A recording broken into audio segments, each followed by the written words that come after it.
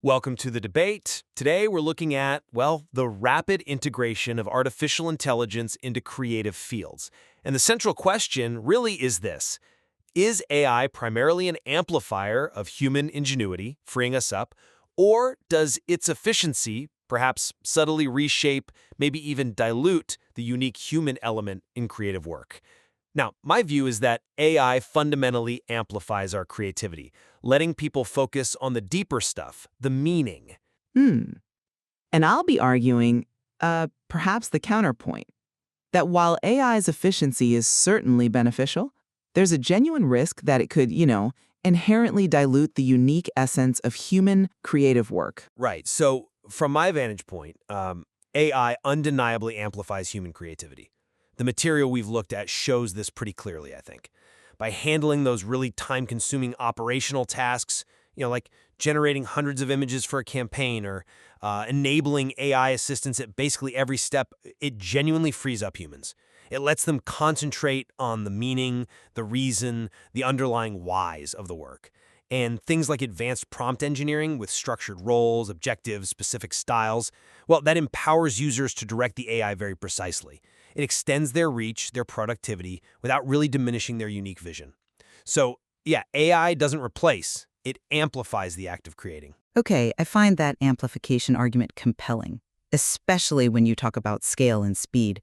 But I suppose I come at this from a slightly different angle. The very efficiency of AI, its ability to generate output so quickly, that feels fundamentally different from the human act of, well, creating. There's I think, a tangible risk here that this ease of generation could lead to work that looks technically great, sure, visually appealing even, but maybe lacks that distinct human imprint, that unexpected insight, the lived experience, the specific emotional note that often marks a real creative breakthrough.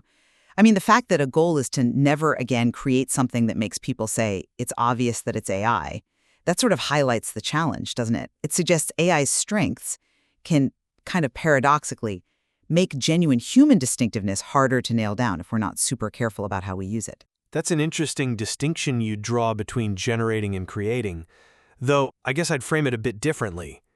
Because the material also shows how these advanced prompt engineering methods give us a really sophisticated level of human control. It goes way beyond just hitting generate. Take chain of thoughts, for example. That allows for, linear step-by-step reasoning directed by the human. Or even more advanced, tree of thoughts, which isn't just one path, it explores multiple creative directions, kind of like how we might brainstorm a complex problem before landing on the best one. Now, to me, that isn't simple generation. That's using AI as a dynamic partner for multifaceted creative problem solving, like asking an AI copilot for different ways to tackle a product design issue. It shows AI not as some homogenizing force, but as a powerful extension of human thinking, leading to real innovation. The human is still the architect, Directing the whole process. I'm still not fully convinced there. While yes, those advanced methods definitely refine AI's usefulness and offer more nuanced control, the underlying mechanism is still fundamentally generation, albeit very sophisticated generation. The very fact we need these increasingly complex prompting techniques to guide the AI, well, that suggests a constant effort, doesn't it? An effort to inject what we recognize as human-level concepts and depth. Look at the evolution of AI images. Clear technical improvements over time, absolutely. But the core question still nags at me. Do these improvements really represent a unique conceptual leap, the kind we usually associate with human creation? Or is it more like an incredibly optimized synthesis of existing data patterns? The constant focus on making sure the output clearly shows it's human with AI.